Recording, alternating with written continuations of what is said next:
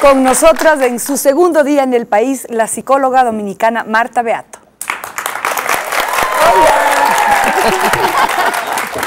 Y aprovechando su presencia, le planteamos un tema preocupante con Dayana.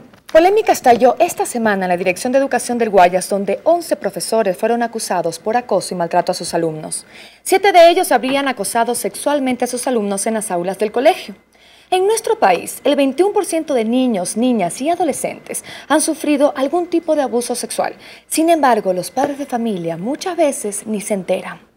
¿Ustedes sabrían cómo detectar si su hijo ha sido víctima de abuso y cuáles son las señas que delatan a un abusador sexual? Claro, es muy bueno, muy bueno este tema. Me alegro muchísimo de compartir con ustedes algunas ideas que yo creo que son interesantes. Mira, lo primero que yo creo que es bueno de señalar es que acosador es el como que persigue y como que está detrás. Todavía no llega al abuso. Sí, va a abusar, pero el acosador generalmente no lo hace con niños. El abusador de niños, que es lo que ha pasado realmente, es muy difícil de detectar porque un abusador de niños es una persona totalmente normal que generalmente está cerca del niño.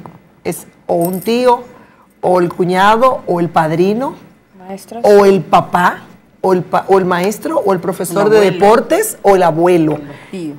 Entonces, es muy difícil de detectar por esto, porque además es una persona normal. Claro, te vas a dar cuenta que tiene mucha facilidad para seducir a los niños, para encantarlos. Les da dulce, los sienta en las piernas. Y por ahí podemos ver. Mira, yo como mamá, obviamente, de niños pequeños que todavía tengo, para mí una cuestión clave ha sido el poder tener un diálogo sobre sexualidad con mis hijos muy abierto, muy claro y, obviamente, entrenarles, porque sí se me ha pasado eso por la cabeza, entrenarles a que sus genitales, su genitalidad es suya, ellos son los dueños de eso, les pertenece y que puede la mamá tocar, el papá, en el caso de cuando ellos están con su papá. Y estás confiada. Exactamente, y confías y tienes la certeza, y el médico. Incluso que mi niña... Eso es lo que hay que hacer. Mi niña aprenda a lavarse ella misma y mi hijo aprenda a ellos a lavarse su propia genitalidad, ¿no? Esa ha sido clave para mí. Eso es la clave. Pero mira, yo creo que yo he atendido un par de casos de niñas, de jóvenes, adolescentes que fueron violadas y uno de los síntomas que se pueden notar es el cambio ipso facto en el temperamento. Se aíslan completamente o dejan de hablar o a su vez pueden tener el comportamiento extremo al revés.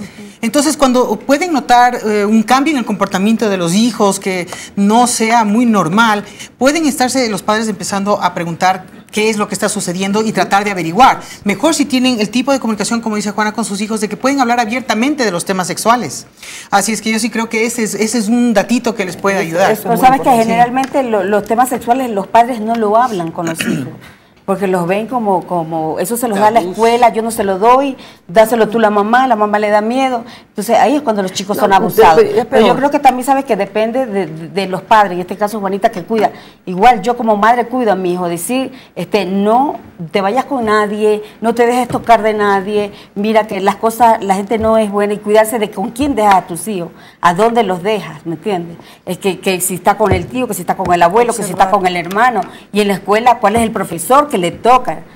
Y ya, como ella dice, los niños cambian, automáticamente cambian. Los niños chiquitos generalmente, decía una sexóloga, que los niños cuando son abusados, empiezan a ser abusados, se duermen. Están durmiendo totalmente. Entonces, cuando el niño empiece a dormirse en el aula, quiere decir que ya alguien le está haciendo algo. Mira, creo que la falta de comunicación puede hacer pasar muchísimas cosas por desapercibidas. A mí me encantaría que todas las familias ecuatorianas fueran como Juana, ¿no? Que se comunican con sus hijos, pero lamentablemente en la mayoría de los casos no sucede así. En mi familia tampoco hubo mucha comunicación cuando yo era pequeña, la fuimos desarrollando más bien en la adolescencia. Y yo quiero invitar a los jóvenes que no esperen a veces a que sus padres se comuniquen con ustedes, porque muchas veces no va a suceder, pero ustedes siéntanse en la libertad, en el derecho de pedirles a sus papás que hablen con ustedes, de preguntarles las cosas que no saben, porque a veces no hay una universidad para ser padres, no nos enseñan. Entonces a veces hay que poner de parte y parte. Marta, y para estas familias que no pueden realmente identificar fácilmente que sus hijos han sido abusados, ¿cómo en el caso de la mujer es fácil que 3 puntos que sean signos de que existe este problema? Bueno, yo creo que han sido mencionados. Lo primero es cuando tú notas un cambio en la conducta de tus hijos. Eso es lo primero. Lo segundo es cuando tú notes algún familiar, algún pariente, alguien que está como muy cerca. Por ejemplo, a veces el que trabaja en la casa, pues habla mucho con los niños. Ahí tienes que tener cuidado. Y lo tercero, yo le digo a los padres que por favor no dejen ir a dormir a sus hijos, a casas ni de familiares, porque las noches, está comprobado que las noches son excelentes momentos para los abusadores. También quiero opinar una cosa.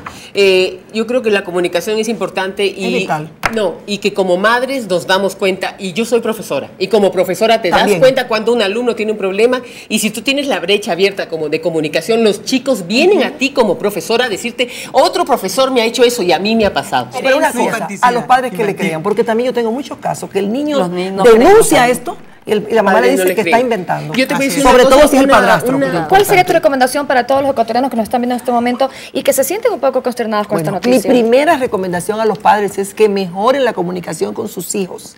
Es que desde chiquitito, si les cuentan, si les hablan, así como tú hiciste, Juana, y les dicen que esto puede pasar, y les dicen que les cuenten, y generan esa comunicación. Ese es el antídoto, ese es el antídoto. Y decirle que cualquier cosa, que me lo cuente. Y no escandalizarte si te lo cuenta. Es verdad. Muchísimas gracias, Marta, por tu punto de vista profesional.